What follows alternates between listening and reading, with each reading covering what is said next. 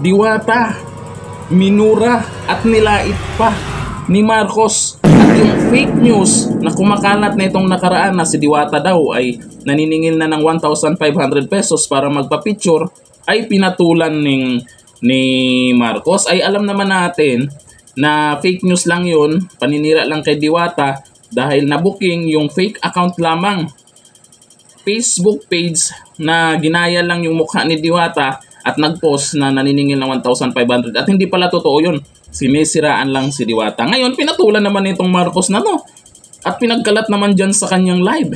Naku, bago natin panoorin yung mga panlalait na ginawa ni Marcos at pagmumura or minura niya si Diwata, pakilala ko muna sa inyo. Sa mga hindi nakakilala, FLM ang ano nito, madalas tinatawag siyang FLM, Francis Leo Marcos. Itong si Francis Leo Marcos nakilala po nung pandemic at tinatawag ng iba pandemic hero. Kasi namimigay po ito ng bigas.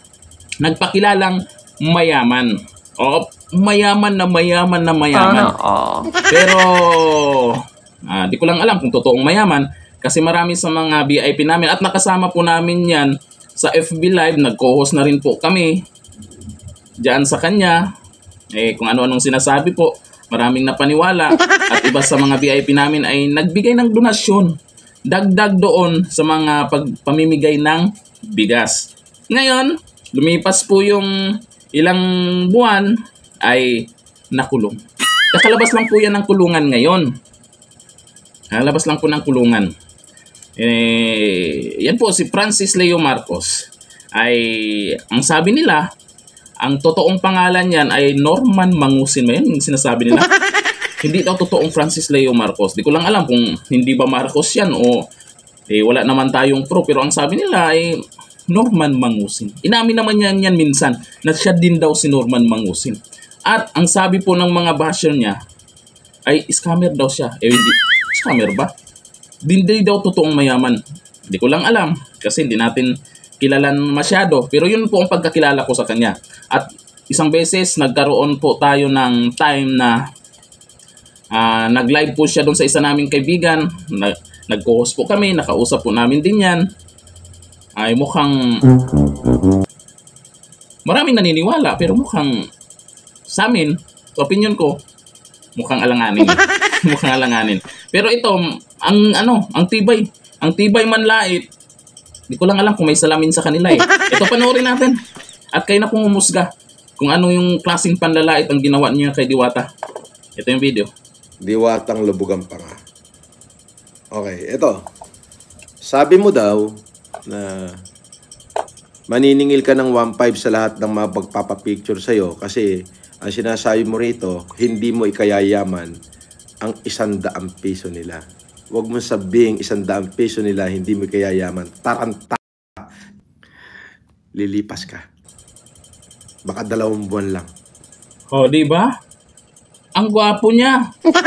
Idol, FLM. Ang gwapo mo. Oo, yung mga nagsasabi sa'yo at nanlalait din sa'yo, hindi totoo yun. Ang gwapo-gwapo mo. Di ba nilait mo nga si Diwata? Ang gwapo niyan. At hindi po scammer yan. Huwag kayong maniniwala ha. Hindi po scammer yan si Francis Leo Marcos. Baka Marcos din talaga yan. Oo, nagkilalang Marcos yan. Kagwapo. At yung nagsasabing sumakay. Okay, sumakay lang kay Diwata. Hindi totoo yan. Kasi ito si Francis Leo Marcos po ay yung dating YouTube channel niya, umabot na po ng million subscribers. Million subscribers po talaga. Pero ngayon, di ko lang alam, anyari. Ngayon, pinatulan niya si Diwata. Masama neto, lumalabas. Sinisiraan niya si Diwata. Kasi naman, yung binato niya kay Diwata ay fake news pala. Yung sinabi niyang 1,500, nagpapabayad ka. Napatunayang fake news pala yon. At yung nag-post ay fake account. Kaya sa Facebook page po, ang Facebook page na ni Diwata ay 1 million followers na po. Ay yung nag-post ay mga fake account lamang pala. O ngayon, pinatulan netong ni FLM at sinabi niyang yung mga yung paniningil, tapos minura niya, nilait pa, lubog daw ang mukha. Grabe naman, no? Kayo, anong masasabi niyo po dito sa FLM nyo? Pero yun po ang pagkakilala namin na, kasi pag umpisa pa lang ng pandemic, ay karamihan po sa VIP namin, at isa din po sa pinaka kilalang VIP namin ay laging co-host niya sa Facebook. Oo, lagi po doon. Nung nakulong siya, ay mukhang nahiya po yung namin, VIP, huminto sa pagla-live, huminto sa YouTube din.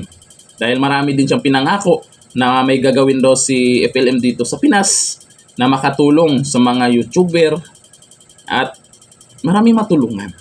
Oo, maraming matulungan. Nakikita naman natin na noon ay namigay talaga siya ng bigas. Pero ang tanong kasi doon, pera ba niya?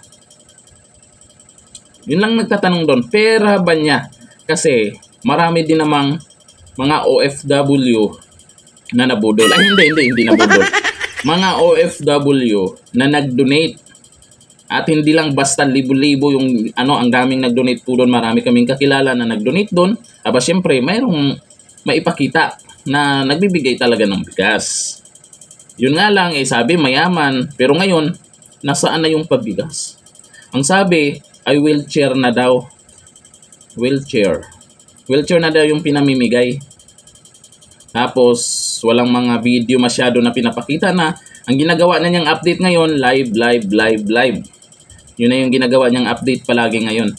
Yung dati niyang ginagawa na truck. Oo, ano po yun? Ilang truck din yung pinapakita niya. Halos araw-araw na namimigay ng bigas. Tapos, kalabasa. Oo, namigay din ng kalabasa yun. Ng pandemic. Hindi ko lang alam kung anong nangyari, bakit siya nakulong. Hindi naman pwede nating husgahan kung ano yung dahilan. Bakit siya nakulong? Bakit ba siya nakulong? Kilala nyo ba ito? Alam nyo ba ang dahilan bakit nakulong ito? Si Francis Leo Marcos. Sabagay, ilang taon din siya doon sa kulungan, no? Ngayon, paglabas niya, tumakbo pa palang senador to. Umasya siyang manalo. Kasi yung tumakbo sa unit team na yung Pangulo natin ngayon, Marcos din. May mga loyalist ng Marcos ay nadamay ito sa pagboto. Binoto din siya, pero hindi nanalo. Sikat na sikat to noon pero hindi nanalo. Bakit kaya? Pandemic hero, pero hindi nanalo. Sa pagkasenador.